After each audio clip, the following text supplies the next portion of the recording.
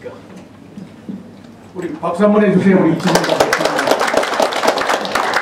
박사. 간만에 온 것 같습니다.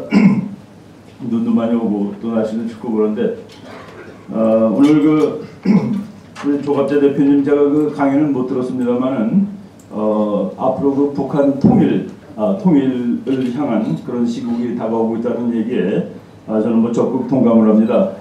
요 몇 년 전에 그 작고하신 우리 그 지도 교수님이 이기택 교수님이라는 분이 계셨는데 그분이 이제 그 제자들한테 저도 뭐 그 제자지만은 통일을 우리가 이룩하기 전에 통일 정국이라는 그런 시대가 다가올 거다. 이 통일 정국에서 가만히 있으면 통일이 안 된다. 우리가 이니셔티브를 잡고 우리가 원하는 방향으로 몰고 가야지 통일이 된다 하는 그런 말씀을 하셨는데 바로 지금 그 통일 정국으로 들어가고 있다는 그런 그 감을 느낄 수가 있습니다. 그 이제 통일 정국이라는 거가 북한이 붕괴되는 이 과정이 시작된 것이고 붕괴되는 과정에서 우리 주변에 있는 나라들이 전부 다 그 자기 이익을 위해서 노력할 텐데 그때 우리가 제대로 하지 못하면은 통일 정국이 통일이 되지 않고 영원한 분단으로 가든지 또는 그 강대국 정치 속에서 한국이 몇십 년 전에처럼 이렇게 그 손해보는 그런 상황으로 들어갈 수도 있지 않겠나 하는 이런 생각을 해보게 됩니다.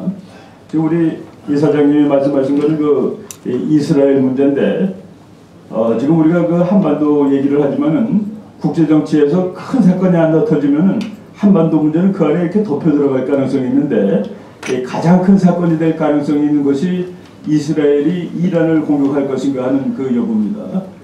작년 후반기에 제가 제롬 포르스라는 그 미국 학자가 쓴 이스라엘은 왜 더 기다릴 수 없는가라는 책을 월간 조선에다 그 서평을 한 적이 한 번 있었습니다. 이스라엘은 왜 더 기다릴 수 없는가 했는데 이스라엘은 미국하고 동맹관계 같은 것을 맺은 적이 한 번도 없는 나라입니다.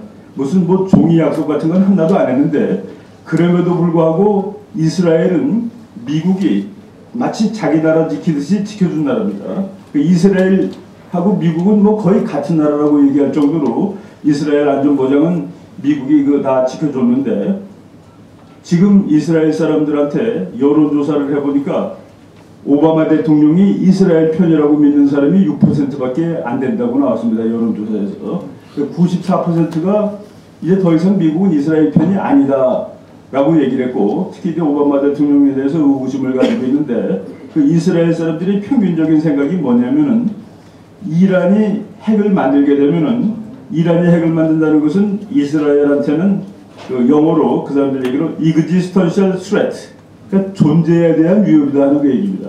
사실 북한이 핵을 만든 것도 우리의 그 존재에 대한 위협인데 우리 국민이 그것을 잘 못 느끼고 있는데 이스라엘은 그것을 아주 정확히 느끼는 나라입니다. existential threat.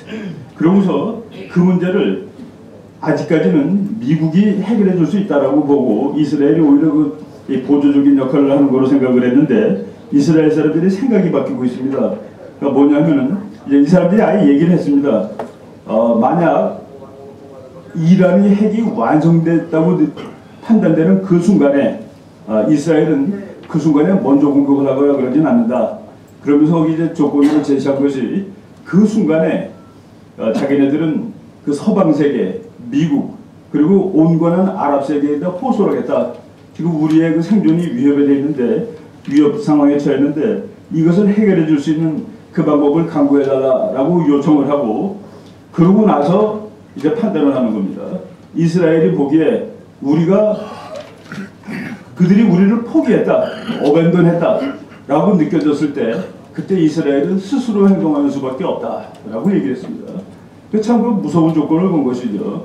그러니까 이란이 핵을 완성했다라고 자기가 판단할 때 먼저 호소하겠다. 미국이라든가 서방 측이라든가 또는 온건한 아랍 세계에다 호소를 해가지고 자기네 생존을 도와달라고 지켜달라고. 근데 그들이 이스라엘을 포기했다고 믿을 때 그때 우리는 행동을 한다. 그러는데 이스라엘이 두 번 그런 일을 했습니다.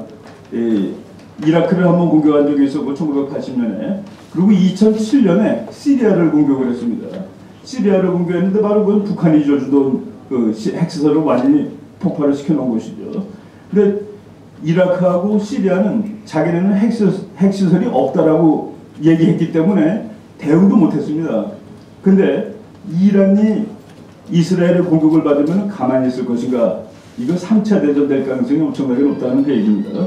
최근에 미국 하버드 대학의 니얼 포거슨이라는 교수가 우리가 그 세계 역사를 예측할 수가 없는데 가장 황당하게 일어날 수 있는 사건 중에 하나가 이스라엘이 이란을 공격하는 그런 일이 일어날 것이라는 얘기죠.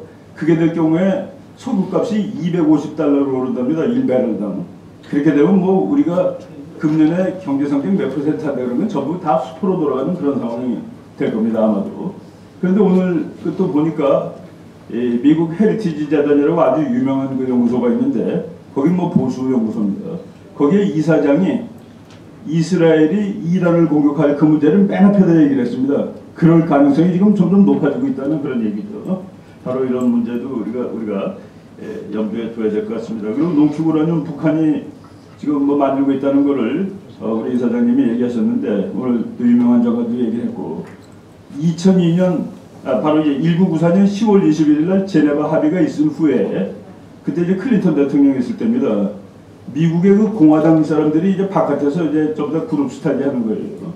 그래서 그때 럼스펠드 장관도 제야니까 그 사람들이 공부한 그 그룹에서 클린턴 대통령한테 질의서를 냈습니다.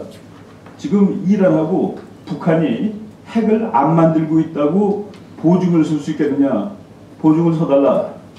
우리 그 공화당 그 당시 제야죠. 우리가 보기에 분명히 북한하고 이란이 핵을 만들고 있는데 이 대통령은 제네바 협정 맺고 말이지. 그러고 있는데 안 만든다고 보증을 해달라고 질의서를 냈는데 클린턴 대통령이 또 재밌게도 보증은 해줄 수 없다라고 답장을 준 적이 있었습니다. 이 사람들이 북한이 핵을 만들고 있다는 걸 확신하고 있으면서 그 대통령이 된 것이 2000년이죠. 그래가지고 대통령 되자마자 2001년에 취임하자마자 그 북한 핵 문제를 캐기 시작한 겁니다. 그런데 9.11이 터지고 그래서 2002년에 처음으로 그 제임스 켈리라는 사람이 미국 대표단을 끌고서 북한을 가는 거죠. 그래서 2002년 10월 3일이었습니다. 그날이.